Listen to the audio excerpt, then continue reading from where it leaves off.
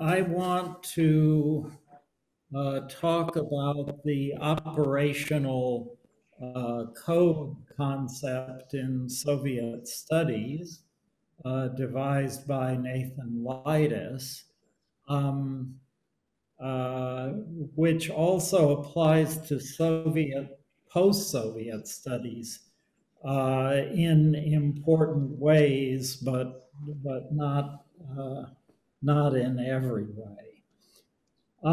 Years and years ago, when I subscribed to 12 Soviet newspapers, I was struck by the difference of tone from the Western press, that it was full of a kind of moral exhortation,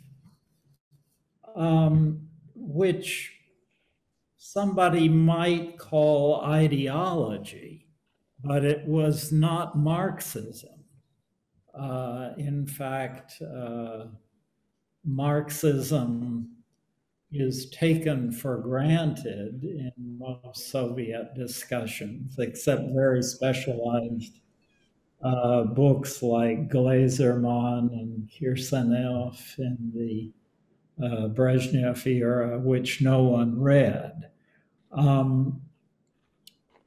It could be called propaganda because it's full of telling people what they ought to believe and ought to want, and particularly telling people how not to behave. In the American culture that I come from, it's very hard to tell people how not to behave. It was done all the time in the Soviet Union. It's not simply propaganda, because it says lots of things that are somewhat shocking. Lenin rather openly said, if you're a sentimentalist, if you have a tender conscience, you can't be a Bolshevik. And in private, he was a little clearer, saying 10,000 rubles, or perhaps it was 100,000, I don't remember, for every priest hanged. Molotov in Felix Chuyev's book notes that Lenin was a harsher man than Stalin, harder in his calls for the treatment of people.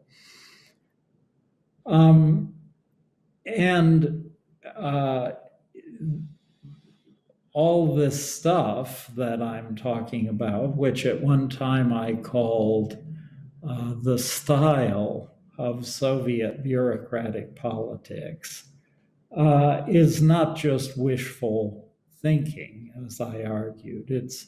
It's paralleled by lots of statements that were classified and never made public until the Soviet Union collapsed. The most extensive analysis of this that we have was devised by a man named Nathan Leitis, who called it the operational code of Bolshevism or Soviet communism, which he defines as Bolshevik conceptions of political strategy. It strikes me that a lot of what he discusses I would call tactics rather than strategy.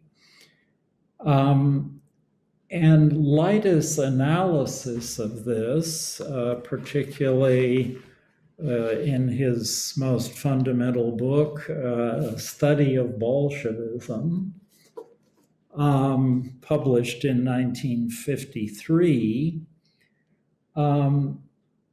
is unusually complete. It talks about lots of things that we're somehow familiar with in Soviet rhetoric and Soviet behavior.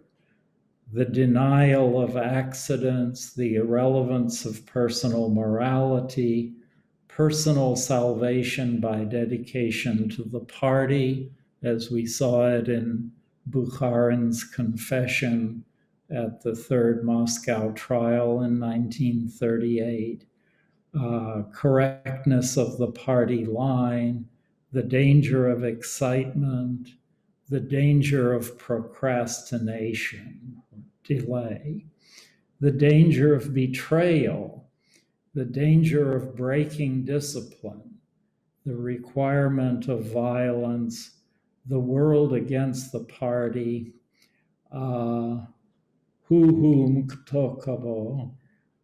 expectation of setbacks, the legitimacy of retreat, pushing to the limits, lots of things like that. There are 89 of these categories that Leitis teases out of Soviet rhetoric.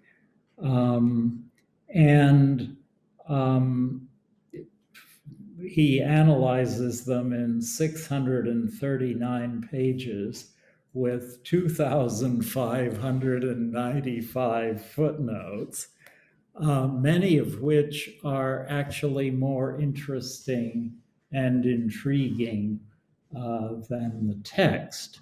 So if Hegel tried to present a phenomenology of world history, Nathan Leitis presents a phenomenology of Soviet behavior. Let me say a little bit about Leitis himself. His obituaries sometimes say he was born in 1911, sometimes in 1912. He died in 1987. He was born in St. Petersburg, in some sense a Russian, obviously Jewish, I think, though he never says so. Educated in Denmark, where his parents fled in the early 20s, in Germany and in Switzerland. He came to the United States in the 1930s and worked for offices in the US government that analyzed German. After the war, he worked at the newly established Rand Corporation, an independent think tank in Santa Monica, California, owned by the US Air Force. He also became a professor at the University of Chicago for the second time.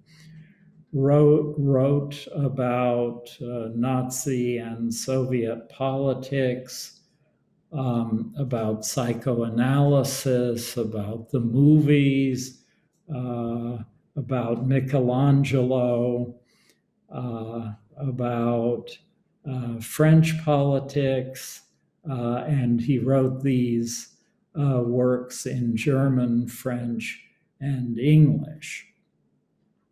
He was a somewhat austere, strange intellectual, lived in the Surfrider Motel, on the beach in Santa Monica, but never went surfing. A type of intellectual, I think, characteristic of the Cold War. He is now forgotten by historians and by everyone outside the US government, I think.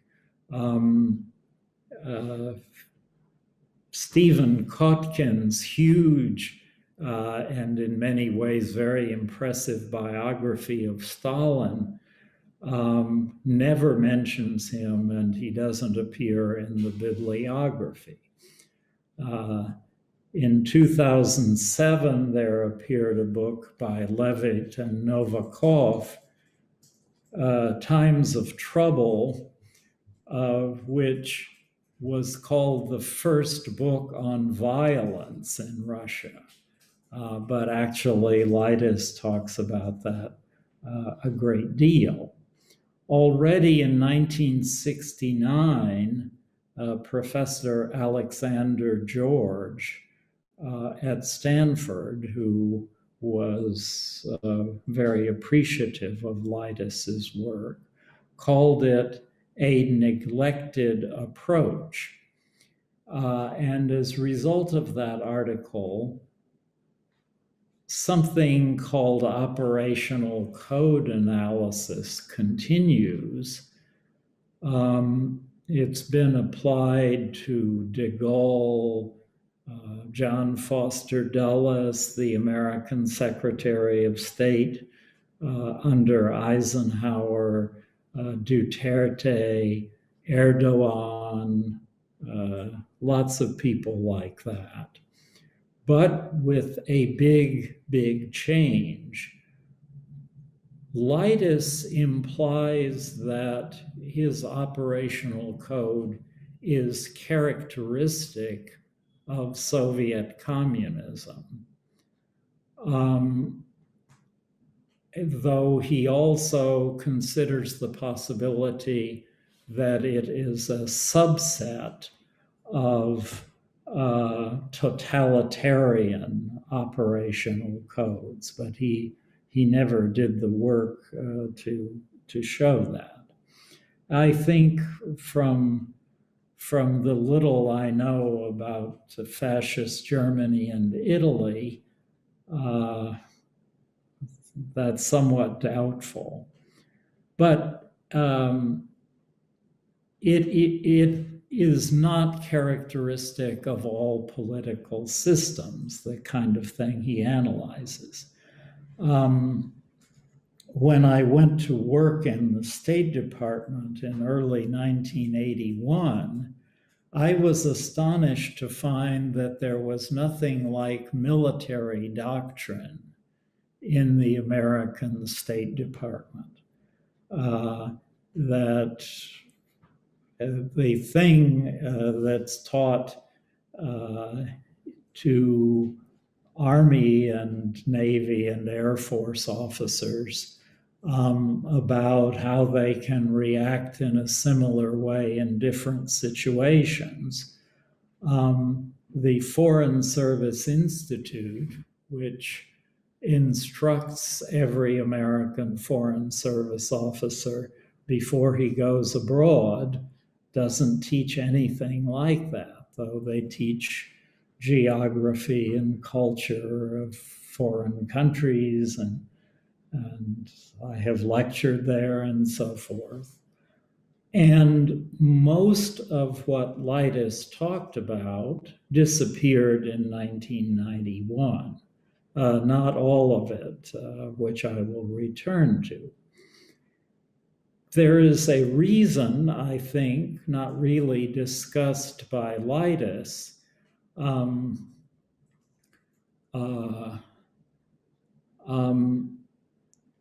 why it was characteristic of the Bolshevik movement that these movements were tiny groups originating in the 1870s and very much turned in on themselves because they were conspiring against a system where open political competition was prohibited until the 1905 revolution. These groups were very small. If I remember correctly, 7 people attended the first Congress of the Russian Social Democratic Labor Party. And so their relationship with each other was very intense. Lenin has anguished descriptions of how he worshipped and loved Georgy Plekhanov, the founder of Russian Marxism. And then when Plekhanov turned against him unexpectedly, he was just anguished, terribly upset and furious. And so these groups had a kind of intense life, which was not only ideological and tactical, but also very emotional. Lenin also broke with other people and was terribly upset and angry about Potresov, about Struve, about Bogdanov. There's a whole list of them, as Lenin tried to keep a small group of revolutionaries under his domination. So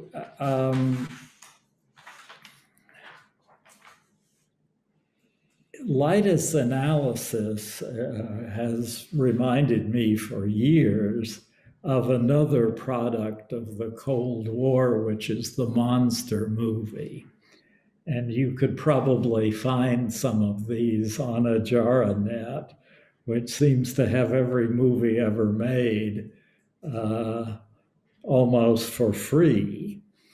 These are movies where they're set in very ordinary communities, little towns often. Sometimes they're set among teenagers playing at the beach. They begin this way, very prosaic. And then strange things begin to happen. And suddenly the secret reality emerges. The creature from the Black Lagoon, the blob, a radioactive octopus who grabs and pulls down the Golden Gate Bridge in San Francisco's harbor. That's the movie. It Came from Beneath the Sea in 1955. And there's clearly a podtext to these movies, though not necessarily one that the directors and screenwriters were aware of, as in psychoanalysis. You don't know whether it's fear of communism, fear of modern science and nuclear weapons, or fear of the unconscious. It could be any of those things, and it's often ambiguous.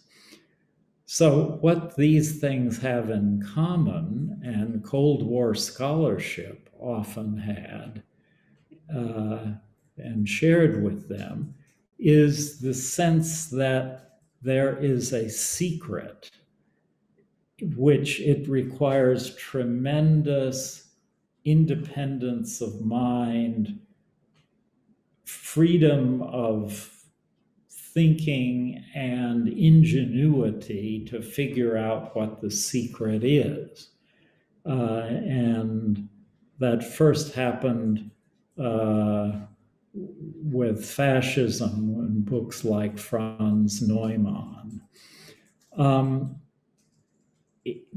Beginning at the end of the 60s, this kind of scholarship was replaced by what's often called revisionist Soviet studies, which was marked by a desire to normalize the Soviet Union, to see it as a country like other countries with politics somehow similar to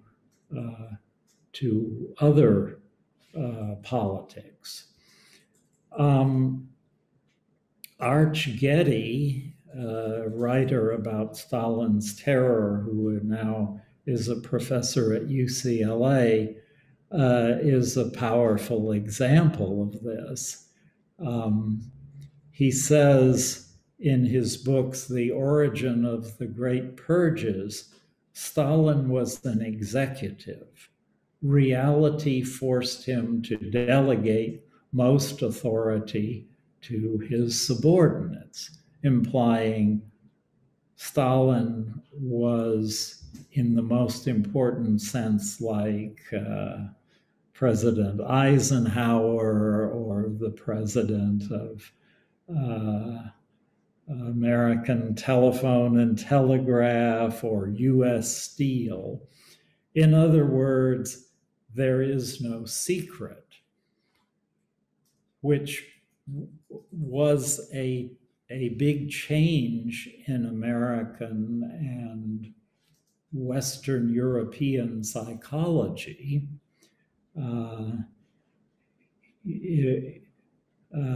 Psychiatry with these long 50-minute appointments, which you can spend years exploring your unconscious, was replaced by pills given out in 20-minute appointments. The catastrophic end of the Soviet Union in 1991, so different from most political systems, very much calls into question that view, and I think is a reason to revisit Cold War scholarship. So let me turn to a more detailed discussion of Leitis' approach, and then we will have a break. I will go on for a bit and then questions. Leitis' materials are the published works of Lenin, Stalin, Khrushchev, Brezhnev to a lesser extent. The transcripts of the 1936 to 1938 Moscow trials, which he wrote a very intriguing book about, Ritual of Liquidation, and Soviet directive articles about how to fight wars, how to prepare to fight, how to manage the Soviet economy, etc. He uses another source, which is somewhat less usual, which is Russian literature. One might criticize him, I think, for ignoring the non-Russian influence on the way the Soviet Union developed. Jews, Georgians, Armenians, and Latvians before the Great Patriotic War were very important. And they came from different cultures, and may have shaped the system in ways that are not strictly Russian, but the regime became more and more Russian. Stalin tried very hard to shed his Georgian culture. Unlike Beria, he didn't eat Georgian food usually. He didn't attend his mother's funeral, an unspeakable violation of Georgian propriety, and so forth. Leida's reason for using Russian literature is, as he says, the literary passages express what the political ones contain in unexpressed form. But that works two ways. In some cases, themes of Russian culture are continued by Bolshevik principles. In other important cases, the Bolshevik principles are really opposite to those which are articulated in Russian culture. For instance, about the importance of feeling, about empathy, which is something in many works of Russian literature state how desperately important it is to feel the suffering of other people. Whereas Lenin and other Bolsheviks said that a communist must be hard. He can't be sentimental. So from this, I will talk about a first aspect of the value of Leida's work, which is that it bears on the debate about the extent to which communism was fundamentally Russian. And that has been debated very ably, and there's certainly a case on both sides. Richard Pipes makes the case taking Bolshevik ideology very seriously, they tried to implement a utopian project. When that project failed, they had to go on with the way things were already done, autocracy, for example. Alexander Solzhenitsyn and Martin Malia, to take just two examples, have argued very powerfully the opposite case. Solzhenitsyn, both in Archipelago Gulag and in his fictional works, presents Lenin as a man who disliked being Russian and hated Russian tradition. And Amalia argues something similar, that the communist movement was in important ways an attempt to de-Russianize Russia in order to prepare it for modernity as the first Bolsheviks saw it. In addition to these materials, which are, though some things have been dug out of the archives since,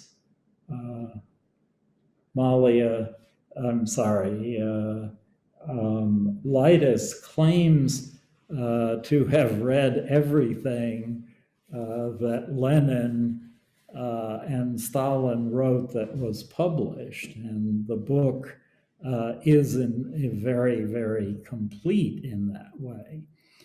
But Leitis also has a distinctive intellectual approach.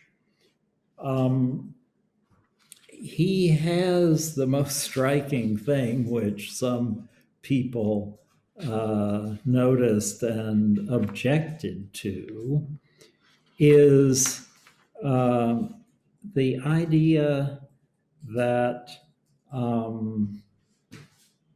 that there's a fear of passive homosexuality underlying some of the statements of Lenin imitated by Stalin. Very clearly from psychoanalysis, according to which almost everything reduces to sexuality.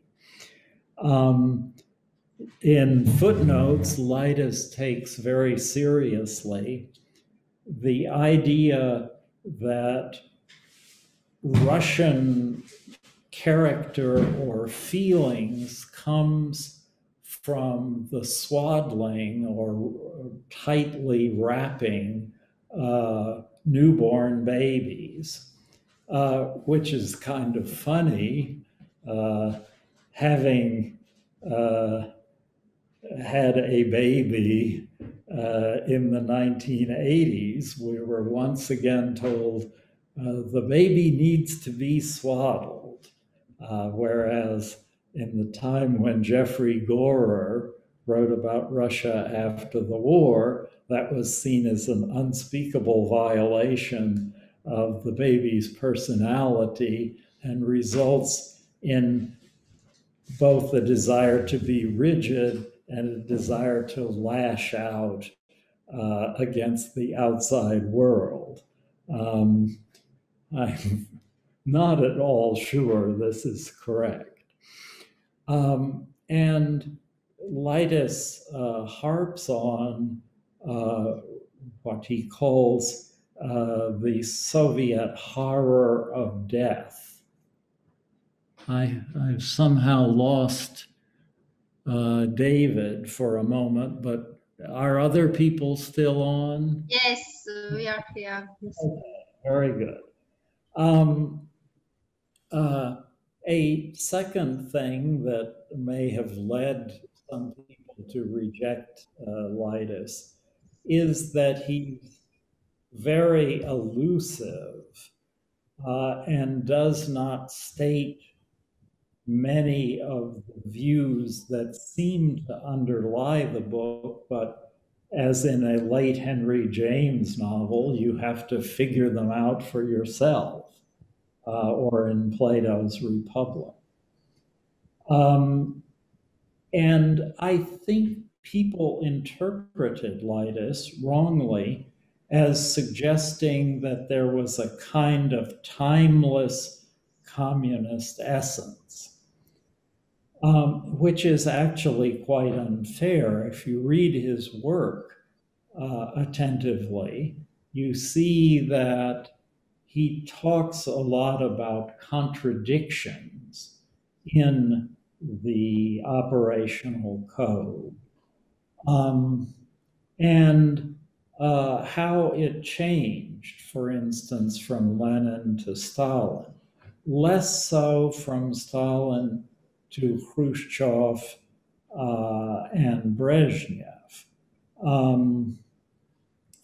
In the book Kremlin Moods, which I think came out in 1964, he asked the question, are they, that is Soviet communists, mellowing? Slightly, it would appear. And that didn't do justice to the trends in the Soviet leadership that produced perestroika. So, what do I see as valuable in this old-fashioned work? First, it does justice to what are, from an American or French or British or German point of view, alien aspects of Soviet and to some extent post-Soviet experience that have endured, like the danger of being provoked. I began to study the Soviet Union, but for years I had no idea what was this thing called a provocation. If you read the entry on provocation in the Oxford English Dictionary, you find the word has existed in English since something like 1400, but none of its many meanings. There's half a page of tiny print defining them, is the same that you encounter in Soviet history or in contemporary Georgia, because both Vladimir Putin and Irakli Garibashvili, the prime minister of Georgia, have talked about being the victims of provocations and how they fear this. So, what is a provocation? It means something that someone else does that forces you to take an action that you don't really want to take, but somehow you have to do it. And I wonder if this originated in male dueling, which was an obligation of men in Western European culture up until about the time of World War I. In the Imperial German Navy before 1918, if you were challenged to a duel and didn't fight, you had to resign your commission. A very funny fact. And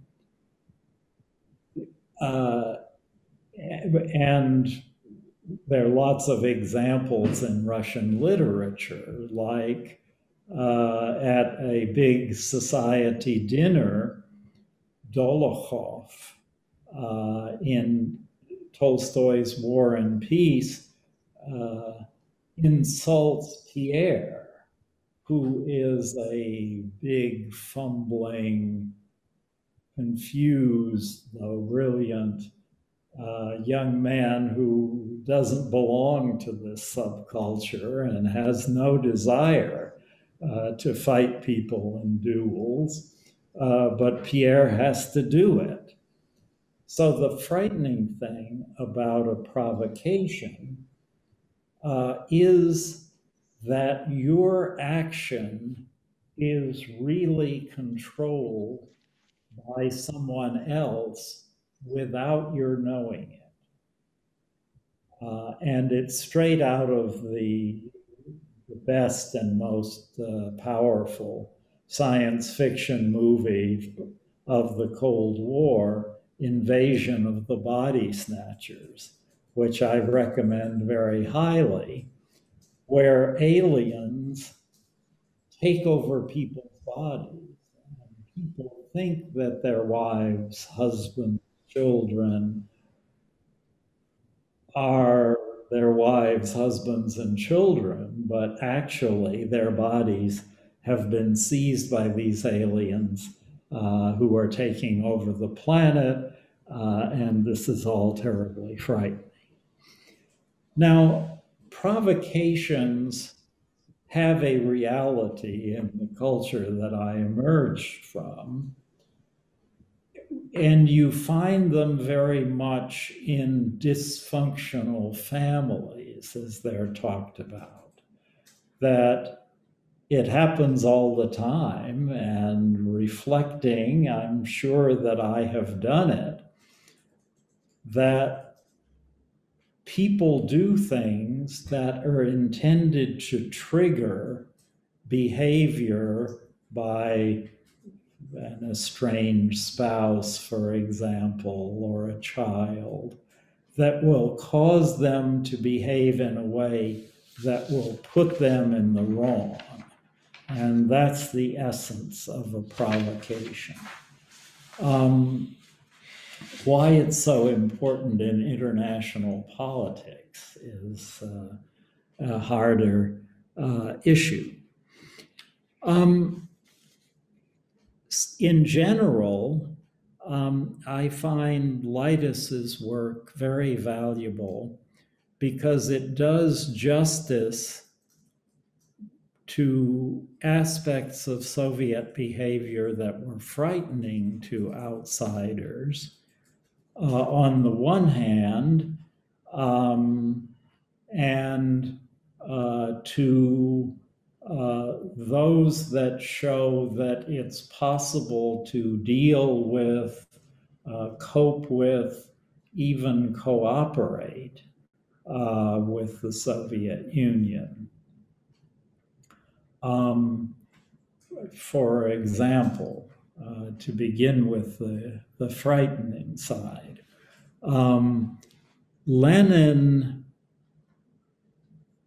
openly said that the Bolsheviks always advocated terror and regarded it as a legitimate means of political change, though not the individual terror that the Narodny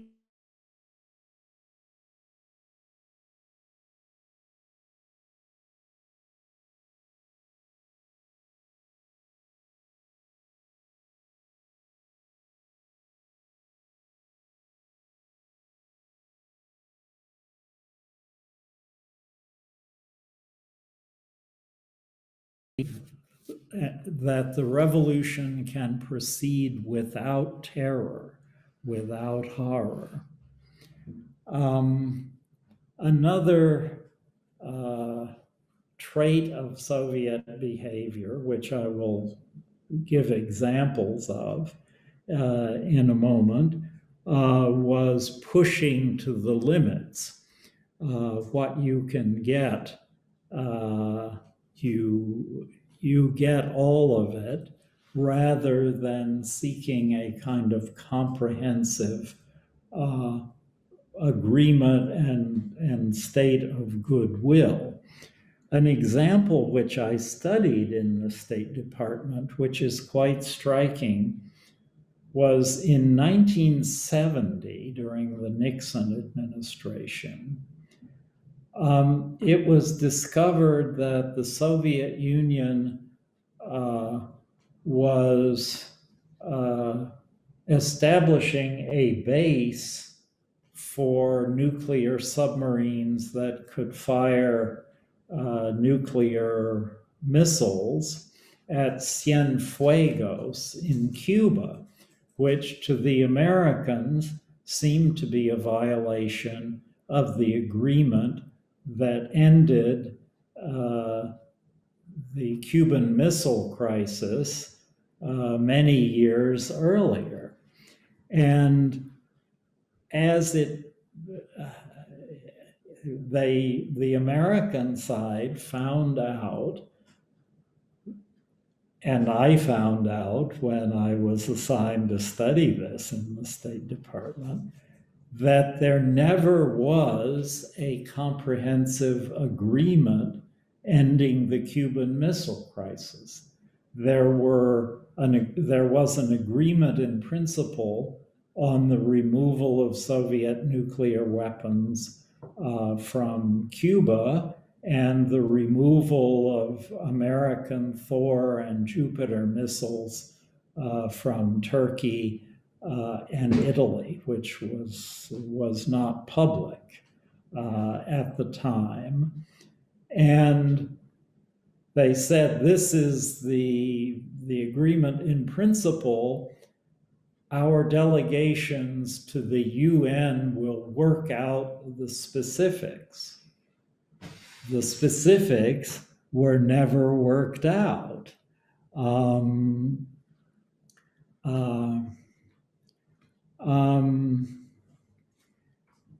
Two more examples of this kind of Soviet desire to get what they could get were at the end of the Great Patriotic War in 1945.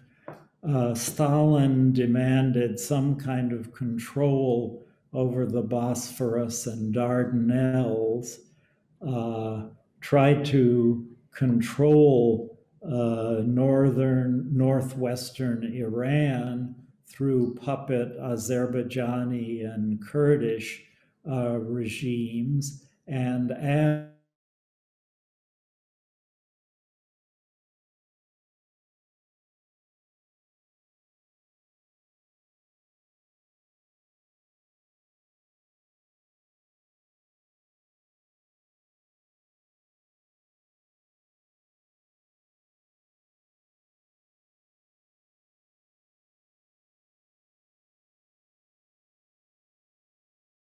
was rebuffed and simply gave up.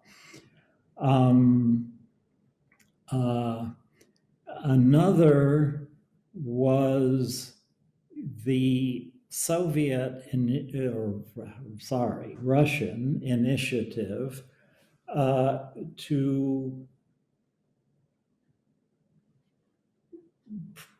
produce some kind of secession from Ukraine in 2014 of something called Novorossiya, which included most or all of the Ukrainian coastline.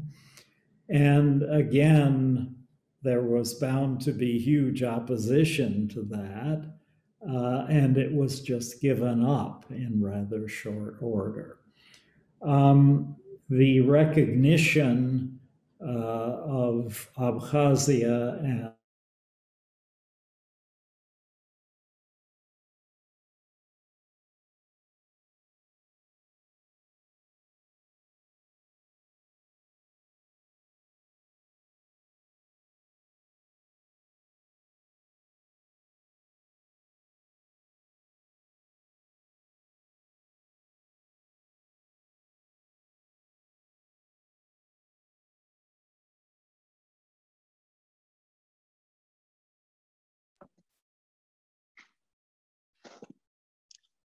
Charles, somehow image has been frozen.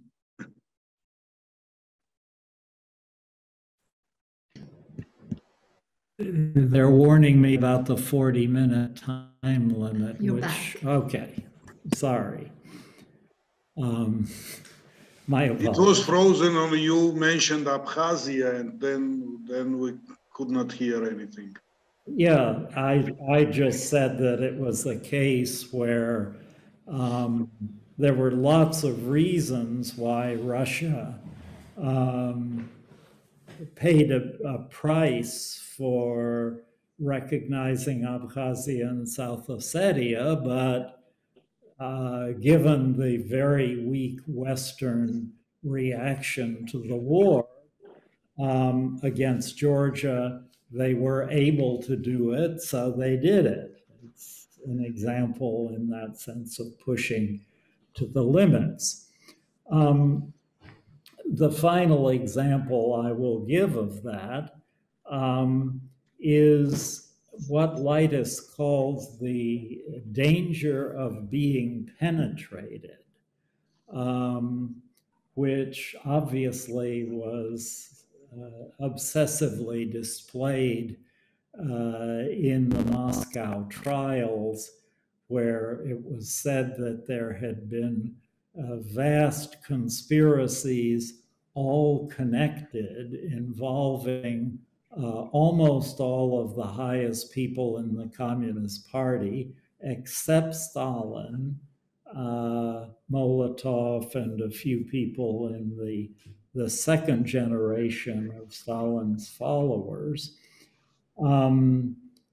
were accused of being German or Japanese spies, of conspiring with Trotsky to open the frontier of the Soviet Union to Germany, and so forth, which was an old theme of Stalin's. He said, for instance, in 1933, the kolkhoze, far from being secure against the penetration of all sorts of counter-revolutionary elements into their leadership, are very vulnerable to this.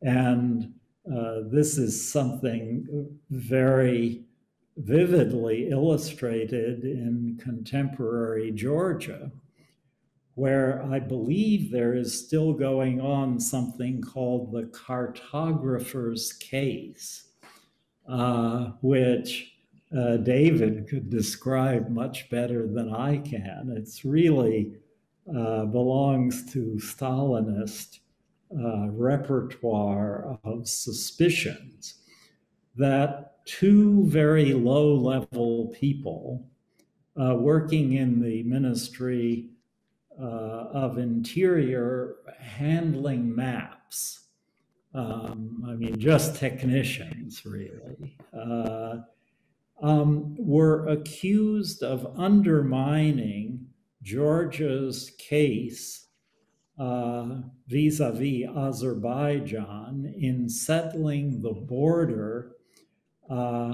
with in a semi-desert area, which happens to be an ancient Georgian monastic site, David Gareji. And it's all crazy. I mean, the idea that working as some kind of foreign agent, which was the implication, you could select one Soviet map as opposed to another out of malicious intent in order to benefit a foreign country.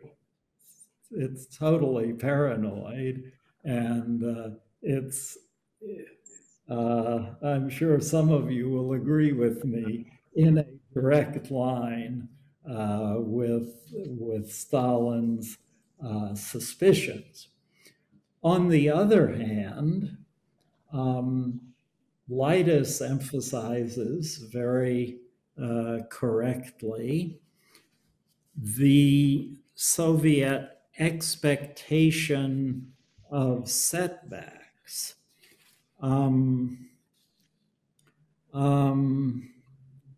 That, let me find an example.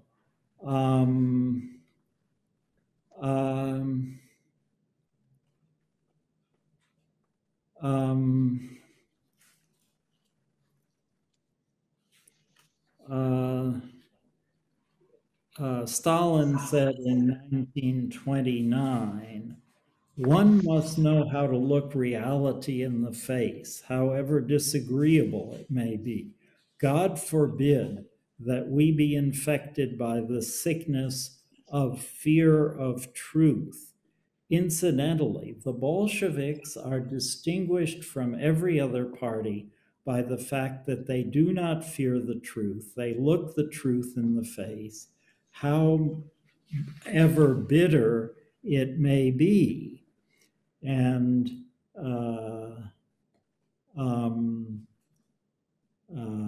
Lenin used as the main example of this the very bitter and bitterly resisted peace with Germany in the spring of 1918, negotiated at Brest-Litovsk.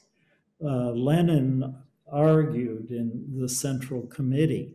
Certainly, we're making a turn towards the right, which leads through very dirty stables, but we must do that.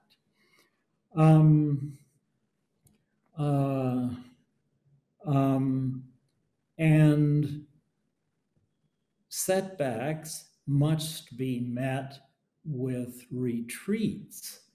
And the greatest example in Soviet history of my lifetime, and a very surprising one, was the end of the Cuban Missile Crisis, where basically Nikita Khrushchev gave in, although because he had offensive nuclear weapons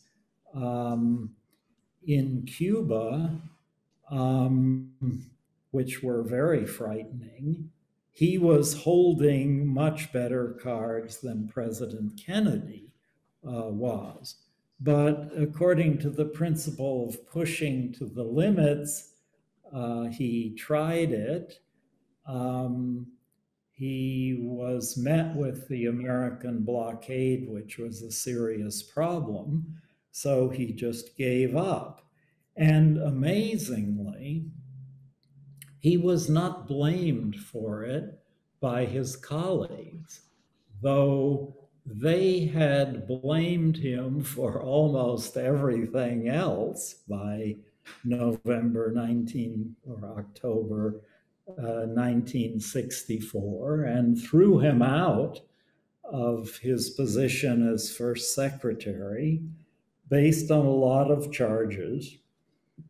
But Cuba, if you read the plenum and Politburo documents, Cuba was hardly mentioned as one of them. And if you acknowledge setbacks and approach them in a Bolshevik manner, you realize the need to make compromises. And Leitis quotes amazed American diplomats who negotiated after World War II with Molotov and found he just haggled on and on over every detail, and maintained the Soviet position. I think the greatest example of the expectation of setbacks and the willingness to accept them is the loss of Eastern Europe in 1989. Gorbachev and Shevardnadze gave up Eastern Europe, I think, because they cherished illusions about international relations, but they justified it by saying it's the same as Brest-Litovsk, that we give ground when we're forced to, but we will be able to recover our influence with the help of Germany and so forth, which turned out not to be true. The operational, though I would say in the majority of cases, giving the Soviet Union an impressive approach to problems, in some cases had a disastrous effect because it led Soviet leaders into a situation that they weren't prepared for. And it strikes me that that's a big part of the answer to the historical conundrum or problem.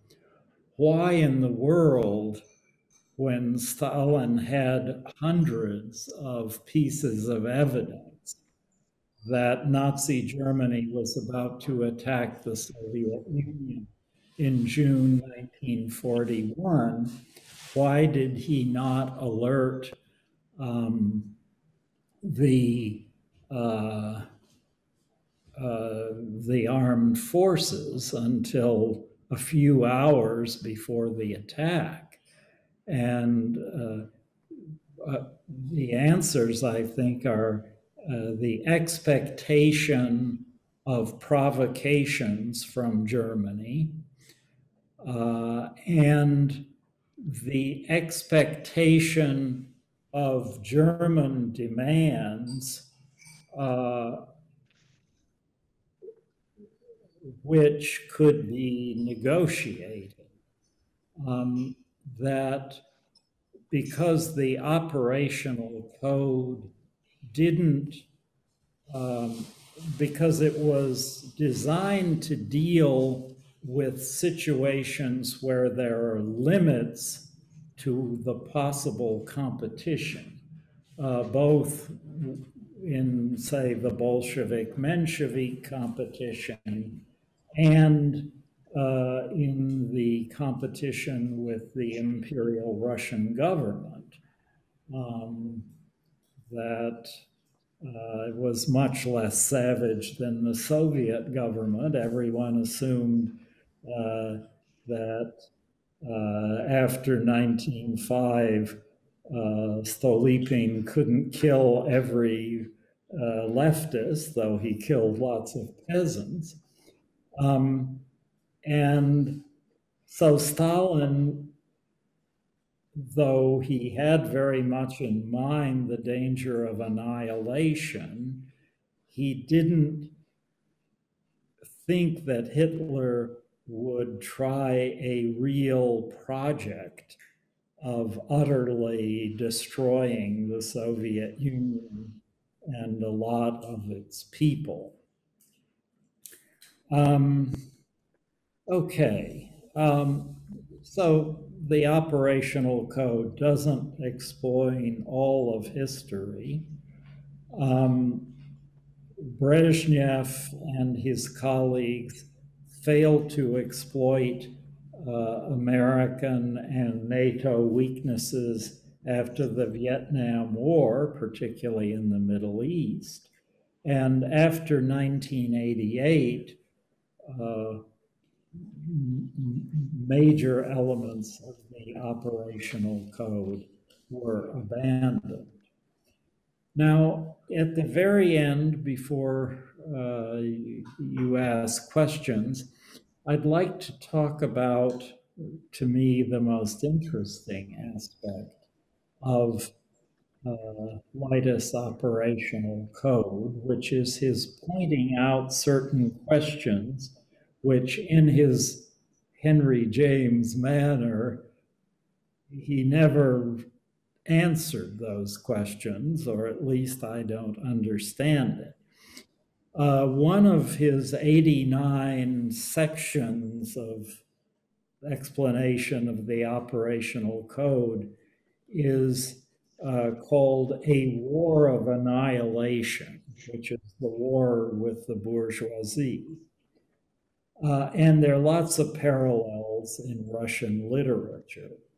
In Turgenev's Na Kanunye, the heroine says, "I feel as though I'm being murdered. How? Well, by whom? I don't know. But inwardly, I'm screaming."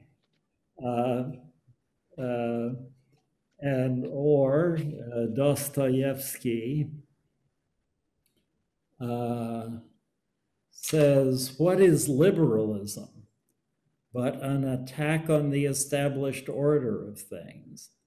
Russian liberalism is not an attack on the existing order of things, but it is an attack on the very essence of things, on the things itself, not on the Russian regime, but on Russia itself. And that's very much followed by the way Lenin and Stalin talked. Lenin wrote in 1914 against the people who wanted to carry on leftist agitation within legal limits. The preaching for a legal workers' party destroys the Marxist organization. The existence of this organization is impossible without an energetic and merciless struggle against those whose entire efforts aim at the destruction of the Marxist organism. Or, again,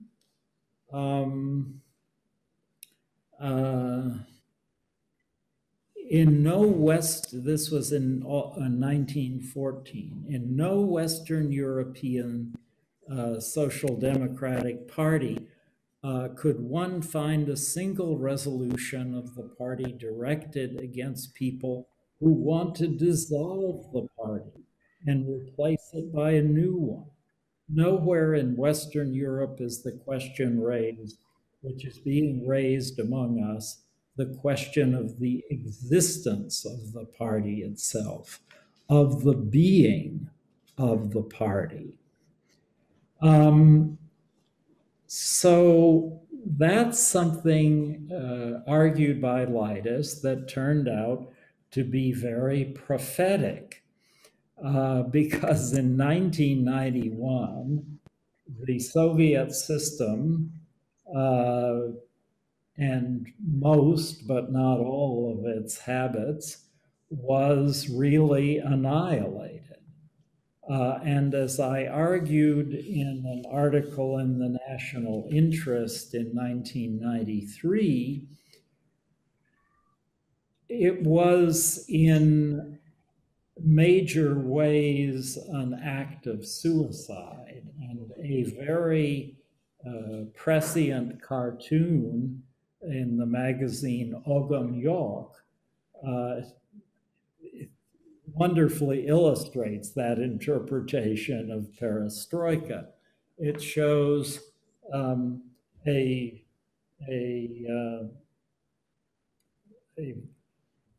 rather fat, bull-necked apparatchik behind his characteristic nomenclaturist desk, and over it is one of those banners that used to stretch across the streets in Tbilisi, saying "Решение партии в жизни," the decision of the party into life. It's not easy to translate. And he's holding a pistol to its head. Leitis was obsessed with this characteristic of the Soviet system. He gives some hints about why it was there, but you should read Leitis for them. He pointed out this very, very strange fact that as the Soviet state became stronger and stronger, at least up to the death of Stalin, that the fear of an annihilating attack by enemies also became stronger. That's a very strange fact, which is food for profound thought. I will end with that and ask if there are any questions. Oh, okay. Thank you, Charles. So, again, questions, comments? So, seems like the end of your... Yes, please. Thank you very much, Mr. Fairbanks. It was a very interesting presentation. My question is about Georgian attitude, Georgian character. Very often when we don't like government or don't like political parties or etc., we say that it is very Soviet leaders, it is very Soviet situation, and we somehow can't calm ourselves. What is your impression and your opinion about this? Is this situation what I know that you know Georgian current political situation very well, and what's your impression? Is it very Soviet? Is it very or this is very Georgian and this is very human? Well, I'm sure it's a mixture, but among activist Georgians who want a more democratic and more modern government, I hear all the time complaints that this is so Georgian, which are those complaints. I mean, some of them are justified. The complaint about the power of patron-client relations in Georgia, though, for example, although it's not clear that whether patron-client relations in Georgia were stronger in 1918 or in 1938. That's an open question in my mind. But I think that the biggest pathologies of the Georgian political system, its greatest defects, are inherited from the Soviet Union or from the reaction against the Soviet Union. The fact that there is a leader who somehow directs the government, although he doesn't have a formal role, that is something Soviet, that in a way it's a mild and sweet version of the role that Stalin tried to define for himself after World War II, where he only appeared in public and spoke, as I remember, 9 times, and instead wrote inscrutable authoritative things like Marxism and the problem of linguistics, which was directed against a Georgian scholar, among other things. So I think the autocratic concentration of power is Soviet. I think the belief of a lot of the public that somehow the fix is in, that everything is controlled out of sight by someone, is in a direct line from the kind of Marxist suspiciousness according to which the French government, for example, is not really a government, but the executive committee of the bourgeoisie, which is hidden behind it. I have had students who said, for example, that the 2008 war would never have happened except with the permission of the United States. Just crazy, but very Soviet. So I think the Soviet influence remains tremendous. And though I'm not an expert on the First Georgian Republic, I'm struck that these desperately poor peasants somehow facilitated a more democratic government than what has existed in Georgia since 1991. And I think that points to the power of the Soviet heritage.